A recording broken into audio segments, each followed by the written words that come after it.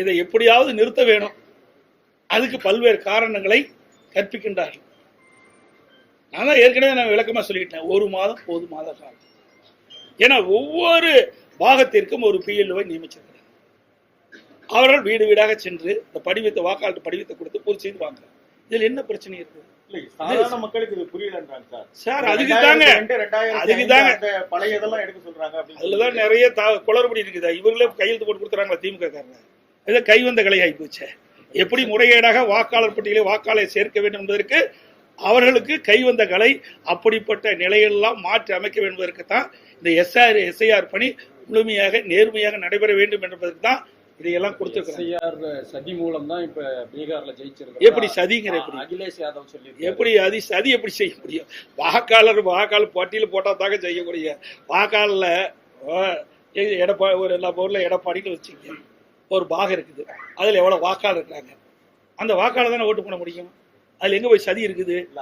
அவளுக்கு பின்னாடி வந்தா சதிப்பாங்க, ஜெயிச்சா நல்லா இருக்குமாங்க. 68 லட்சம் பேர் நீக்கல் ஏங்க ரைட்டு. 68 இப்ப நான் சென்னை மாநகராட்சியில் ஒரு தொகுதி மட்டும் சொன்னேன்.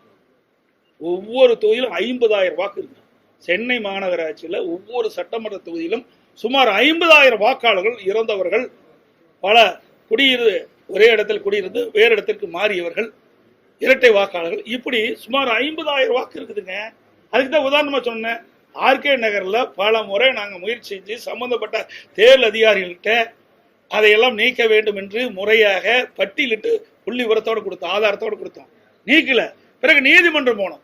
நீதிமன்றம் போகாட்டி தான் நீதிமன்றம் ஆணைப்பு தீர்ப்பு கொடுத்து இதையெல்லாம் அவள் கொடுக்கப்பட்டது சரியா தவறா என்று ஆய்வு செய்து நடவடிக்கை எடுக்க வேண்டும் என்று தீர்ப்பு வழங்கிய பிறகு அதை சம்பந்தப்பட்ட அதிகாரிகள் வீடு வீடாக சென்று 31,000 வாக்குகள் நீக்கப்பட்டாங்க. இன்னும் 14,000 வாக்குகள் நீக்கப்படாமல் இருக்கு. ஒரு தொகுதியிலிங்க 45,000 ஓட்டுனா அப்புறம் ஏன் 60,000 பேர் 60 லட்சம் பேர் வராது? ஆக வரும்.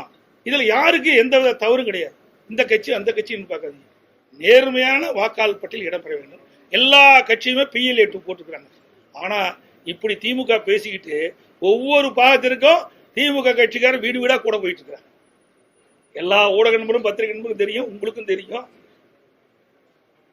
மற்ற கட்சிக்காரர்களை விட திராவிட முன்னேற்ற கழக கட்சியை சேர்ந்த PLA 2 அந்த PLA வீடு வீடா போயிட்டு இருக்கிறாங்க. அதை எல்லா புகைப்படம் நாங்களும் எடுத்து வச்சிருக்கோம்.